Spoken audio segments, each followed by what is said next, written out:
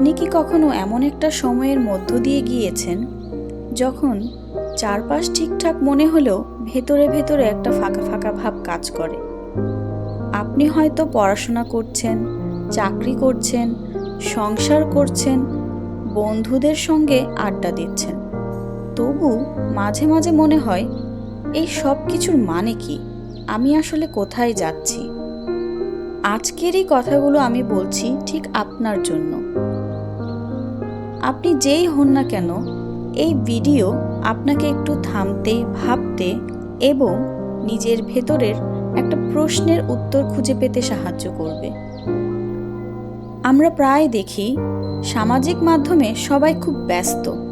কেউ স্কিল শিখছে, কেউ ফ্রিল্যান্সিং করছে, কেউ ট্রাভেল ব্লগ বানাচ্ছে, কেউ বা নতুন চাকরি পেয়ে আনন্দে উৎসাহে পোস্ট দিচ্ছে। অনেকে নতুন নতুন বিয়েও করছে। আর আপনি হয়তো খালি মনে করছেন, আমি তো কিছুই করছি না, আমার দিনগুলো কেবল যাচ্ছে যেখানে কোনো মানে নেই। কিন্তু সত্যি বলি, অনেক সময় বেঁচে থাকাটাই একটা বড় অর্জন। শুধু সকাল থেকে রাত পর্যন্ত হাজারটা দায়িত্বের মাঝে এক একটা দিন পার করে দেয়া, এটাও কম কিছু না। তবুও আমরা মানুষ, আমরা চাই আমাদের বেঁচে থাকার একটা উদ্দেশ্য থাকুক, যে উদ্দেশ্যে সকালে ঘুম থেকে উঠলে বুকের ভেতর একটা আগ্রহ জন্ম নেবে। আপনাকে একটা প্রশ্ন করি, শেষ কবে আপনি নিজের জন্য কিছু একটা করেছিলেন, শুধু নিজের ভালো লাগার জন্য?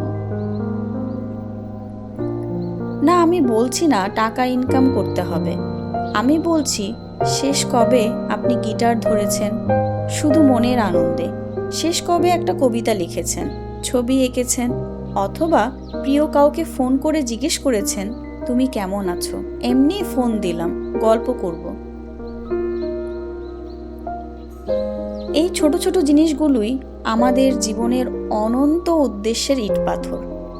আপনার পারপাস হতে পারে একজন শিক্ষক হয়ে ছাত্রের চোখে আলোর ছোঁয়া আনা, একজন ছোট ভাই হয়ে পরিবারের দায়িত্ব নেওয়া, একজন বন্ধু হয়ে কারো মানসিক সাপোর্ট হওয়া, অথবা নিজেই নিজেকে ভালোবাসা শেখানো। পারপাস মানে সবসময় ক্যারিয়ারের বড় সাফল্য না। পারপাস মানে আপনি প্রতিদিন যে কাজটা করছেন সেটাই আপনি নিজের একটা মানে খুঁজে পান কিনা। যেমন একটা দোকানদারও পারপাসফুল হতে পারেন যদি তিনি প্রতিদিন সৎভাবে কাজ করেন, মানুষের মুখে হাসি ফোটান। আমার পরিচিত একজন মানুষ, একজন চায়ের দোকানদার, ছোট্ট দোকান, কিন্তু এখানে গেলে মনটা ভালো হয়ে যায়। সবার নাম জানেন, কার কি পছন্দ তাও জানেন। কেউ যদি মনের দুঃখ নিয়ে এক কাপ চা খেতে যায়, তাহলে সে বলে, ভাই চাটা খান, মন খারাপ করেন না, সব কিছু ভালো হয়ে যাবে। এই মানুষটা হয়তো অত বড় ব্যবসায়ী না, কিন্তু কত মানুষের দিনের শুরুটা উনি সুন্দর করে দেন। এটাই তো পারপাস।